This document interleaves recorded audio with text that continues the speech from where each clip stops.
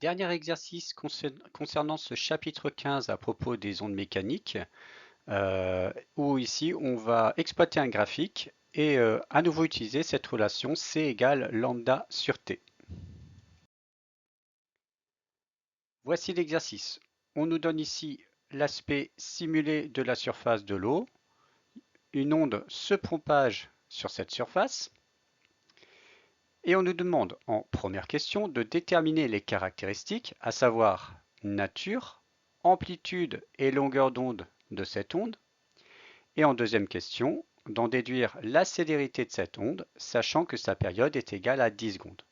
Je vous laisse mettre la vidéo en pause et essayer de faire l'exercice par vous-même. Je vais le corriger dans un instant. Correction. Alors, d'abord, déterminons les caractéristiques de cette onde.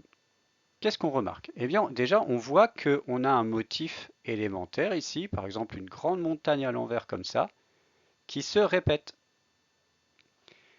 Et donc, ça signifie que cette onde est périodique. Elle est constituée d'un motif qui se répète, périodique. Deuxièmement, on voit l'allure de la courbe est une sinusoïde. Quand on a de belles montagnes comme ça, bien régulières, eh bien, c'est une fonction sinusoïdale. Par conséquent, l'onde est sinusoïdale. Ensuite, on va évaluer l'amplitude de l'onde. Alors, qu'est-ce que c'est l'amplitude? Eh bien, c'est l'élongation maximum ou la hauteur maximale, ici, atteinte par les points de la surface de l'eau. Et donc, cette amplitude, elle est égale à 1 mètre.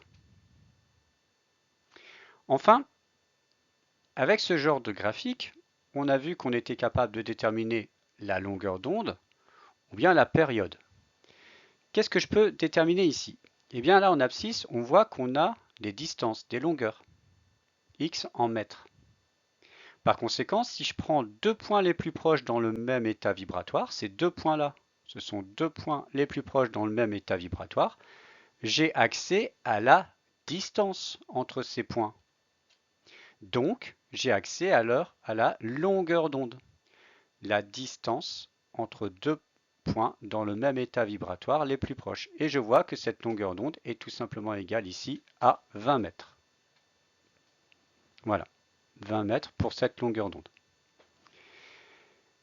Voilà, j'ai résolu la première question. Question 2.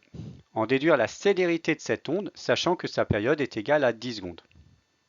Donc pour la question 2, on utilise de manière très classique la formule de la célérité, à savoir C égale lambda sur grand T.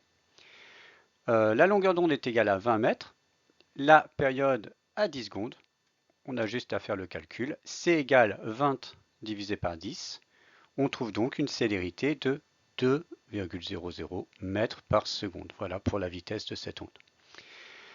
C'était la dernière vidéo sur ce chapitre. J'espère que vous avez bien compris.